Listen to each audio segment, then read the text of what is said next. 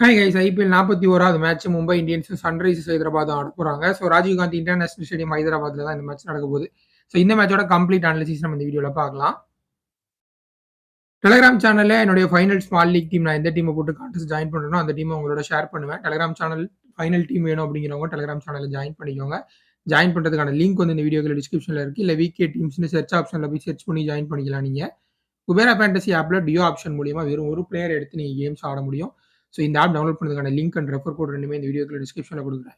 இப்போ தான் first time வந்து இன்ஸ்டால் பண்ண போறீங்க அப்படின்னா உங்களுக்கு ரியல் கேஷ் ஆஃபர் கிடைக்கும். ஸோ என்னுடைய ரெஃபர் கோடை யூஸ் பண்ணீங்க அப்படின்னா ஸோ ரெஃபர் கோடை மறந்துடாமல் யூஸ் பண்ணுங்க. ஹைதராபாத் ஸ்டேடியமை பொறுத்த வரைக்கும் சூப்பரான பேட்டிங் ட்ராக்கு. ஸோ இந்த கிரவுண்டை பொறுத்த வரைக்கும் இது வரைக்கும் 3 மேட்ச் நடந்திருக்கு இந்த சீசனில். கம்மியான ஸ்கோர் அப்படிங்கிறதே 190 தான். ஸோ 280லாம் வந்து அதிகப்படியான ஸ்கோர்லாம் இங்கே தான் பார்த்துருக்கோம். ஸோ இந்த மேட்சும் டெஃபினட்டாக ஒரு ஹை ஸ்கோரிங் மேட்ச் பார்க்குறதுக்கு நிறைய சான்சஸ் இருக்குது. பவுண்டரி டைமென்ஷன் ரொம்ப குட்டி இல்லை அப்படின்னாலுமே நிறைய ஹை ஸ்கோரிங் மேட்சஸ் இந்த கிரவுண்டில் ரிஜிஸ்டர் ஆகிருக்கு. ஸோ 2 டீமுமே பேட்டிங்கில் நல்லா சாலிடாக இருக்க டீமு. ஸோ கண்டிப்பாக இந்த மேட்ச் ஹை ஸ்கோரிங் மேட்ச் ஆகிருக்கலாம்.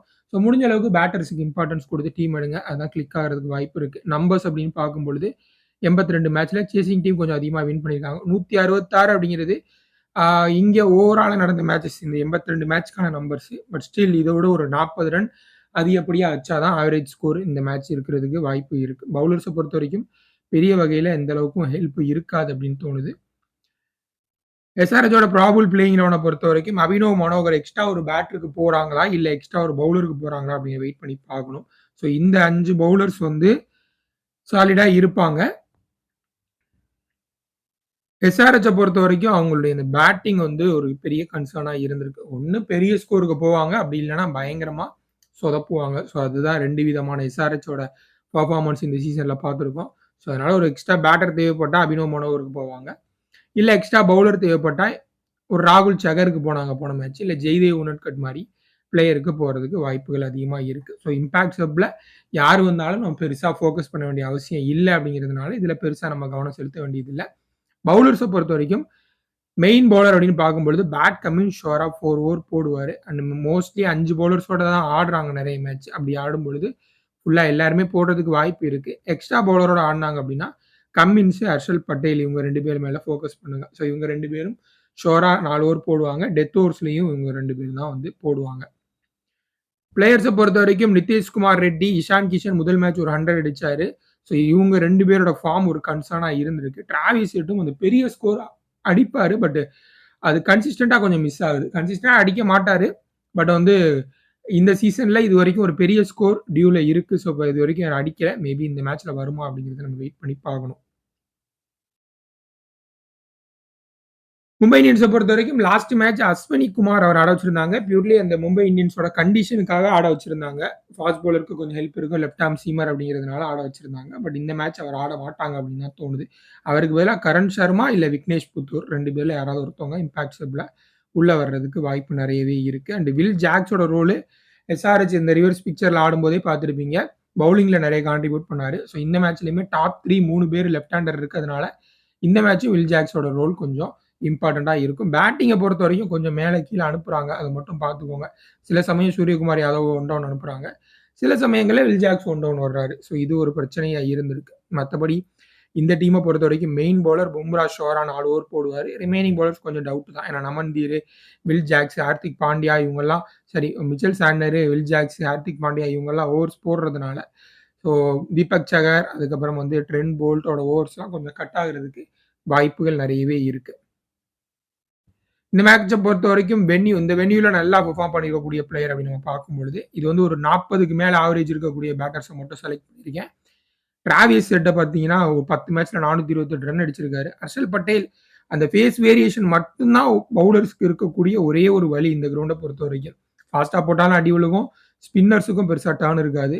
ஸோ அதனால ஃபேஸை கொஞ்சம் வேரி பண்ணால் மேபி கொஞ்சம் அசிஸ்ட் கிடைக்கிறதுக்கு வாய்ப்பு இருக்குது. அசிஸ்ட்டுங்கிறத விட மிஸ்டேக் பண்ணால் கேட்ச் கிடைக்கும். ஏன்னா பவுண்டரி டைமென்ஷன்ஸ் மற்ற கிரவுண்டை கம்பேர் பண்ணும்பொழுது வான்கடே, ஒரு டெல்லி இந்த மாதிரி கிரவுண்ட்ஸை கம்பேர் பண்ணும்பொழுது இங்கே கொஞ்சம் சின்ன கிரவுண்டு, கொஞ்சம் பெரிய கிரவுண்ட் அப்படிங்கிறதுனால கொஞ்சம் கேட்சஸ் இந்த மாதிரி கிடைக்கிறதுக்கு வாய்ப்பு இருக்குது. நிதிஷ்குமார் ரெட்டியும் 40+ ஆவரேஜ் வச்சிருக்காரு. பட் ஸ்டில் வந்து அவருடைய ரீசன்ட் ஃபார்ம் ரொம்ப சுமாராக இருக்குது. அதனால் யோசிச்சு எடுங்க டீமில் எடுக்கும் பொழுது.